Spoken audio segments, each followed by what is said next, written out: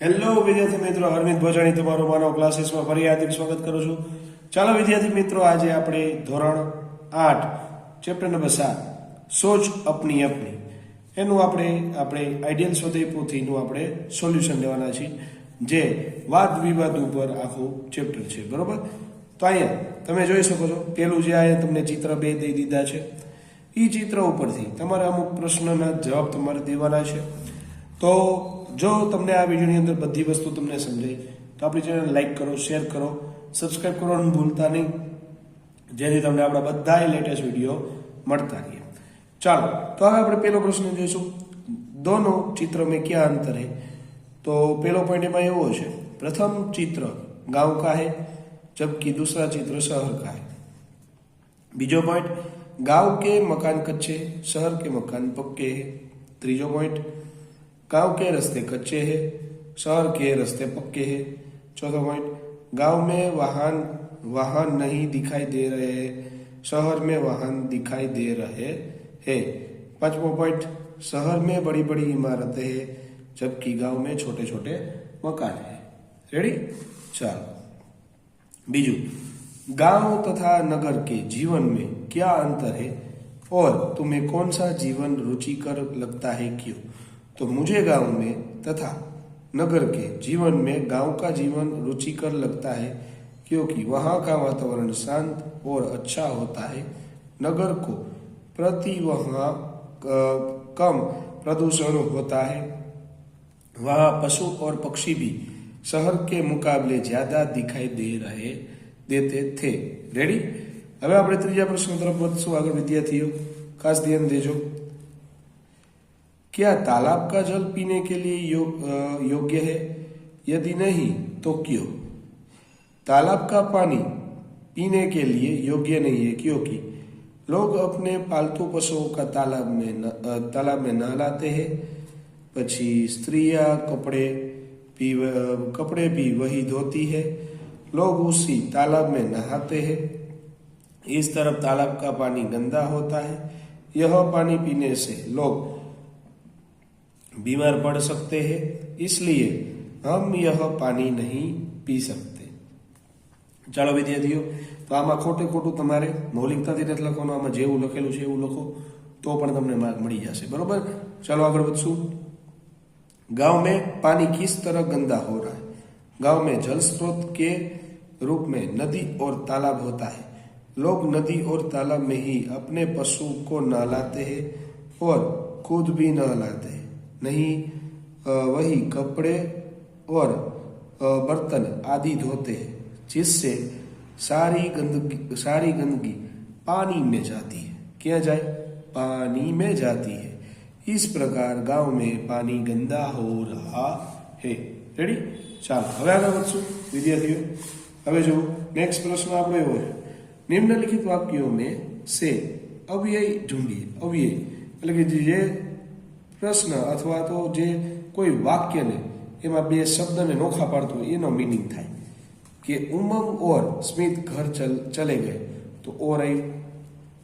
तुम्हारे अपने जन्मदिन पर कैमरा चाहिए या मोबाइल, या आई.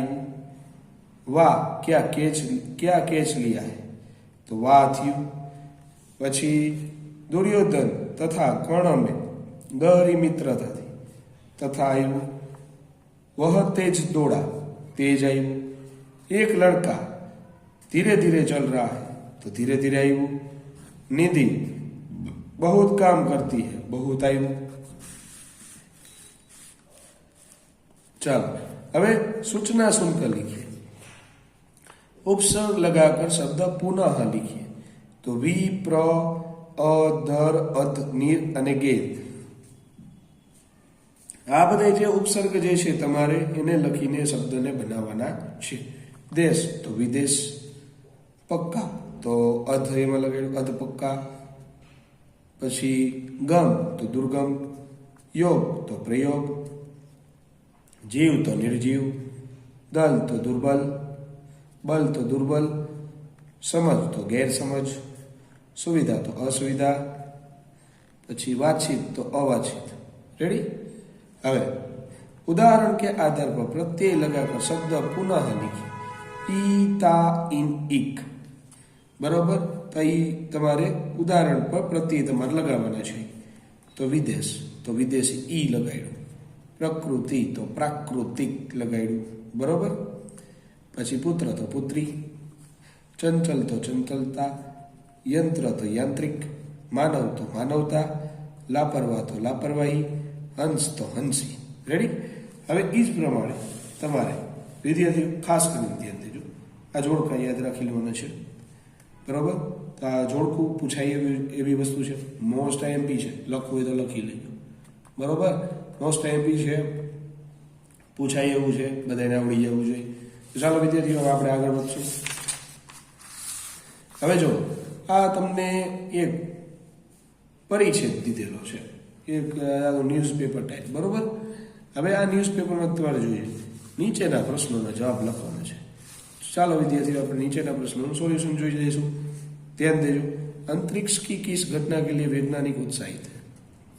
हमारी पृथ्वी से 424 वर्ष 24 प्रकाश वर्ष दूर गर्म गड्ढों कुबार के बीच धरती जैसा एक ग्रह आकार ग्रहण करता है। अंतरिक्ष की इस घटना से वैज्ञानिक उत्साहित है। पृथ्वी जैसा ग्रह बनने के लिए अंतरिक्ष में किस प्रकार की स्थिति होना आवश्यकता है? तो भाई तो सूर्य जैसे तारे के चारों ओर धूल की ऐसी पट्टियां का जन्म लेना बहुत दुर्लभ घटना है और इसके बाहर की ओर बर्फीला बेल्ट है, जिससे यह संभावना बनती है कि एक दिन इस ग्रह में पानी भी मौजूद होगा। ग्रह का रूप ले रही धूल उन्हीं पदार्थों से बनी है जिनसे हमारी पृथ्वी के क्रस्ट बनते हैं। क्रस्ट એટલે કે જે આપણા પૃથ્વીના પેટાના જે ખડકો જે છે ને એની વાત થાય છે બરોબર।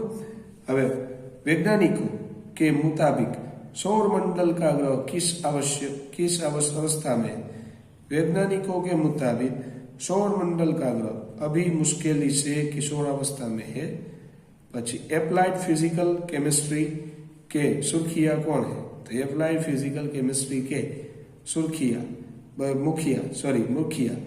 मुखिया केरी सीसे है बरोबर। હવે दुर्लभ ब्रह्मांडीय घटना की तस्वीरें किसने उतारी? दुर्लभ ब्रह्मांडीय घटना की तस्वीर नाना के स्पिट्जर स्पेस टेलीस्कोप ने उतारी है। नए ग्रह को पृथ्वी जैसा रूप ग्रहण करने में कितना समय लग सकता है? तो नए ग्रह को पृथ्वी जैसा रूप ग्रहण करने में 10 करोड़ साल लग सकते हैं। रेडी? હવે આલી સાહેબ ધ્યાન દેજો ખાસ કરી। આ જે છે એક વિચાર છે બરોબર। એ તમારે વિચારીને આ પોઈન્ટ્સ તમને દઈ દીધા, એ પોઈન્ટ્સ પરથી વિચારીને તમારે લખવાનું હોય। તો આવું વિદ્યાર્થીઓ આ પણ તમને આવડી જાય એવું છે બરોબર। નીચે થોડાક જઈશું તો નીચે આપણે એમાં જઈશું તો આ પણ તમને આવડી જવું કે કોણ શક્તિશાળી है? તો કલમ યા તલવાર, એના પર તમારે વિચારીને લખવાનું છે બરોબર। નીચે તમને પત્ર લેખન છે, પત્ર લેખન તો તમને બધાને આવડી જાય એવું છે કે ભાઈ સૂચના આલા એડ્રેસ સરખી રીતના લખો હિન્દીમાં બરોબર, અને સંબોધિત કરી બધી રીતના જે તમારા ડિટેલ જે પ્રશ્નની અંદર તમને પૂછેલો છે એ તમારે લખવાનું। એવી રીતના આ બાકીની બધી ડિટેલ લખવાની। છેલ્લે કોણ પત્ર લખે છે એનું ખાસ નામ તમારે આલી સાઈડ જમણી બાજુ તમારે લખવાનું રહેશે। તો ચાલો વિદ્યાર્થીઓ, આઈ હોપ કે તમને લોકોને સમજાઈ ગયું છે। તો આપણી ચેનલ લાઈક કરો, શેર કરો અને સબસ્ક્રાઇબ કરવાનું ભૂલતા નહીં કે જેથી તમને આપણા બધા લેટેસ્ટ વિડીયો તમને આપણી ચેનલ ઉપર મળતા રહે। તો ચાલો, જય હિન્દ, જય ભારત।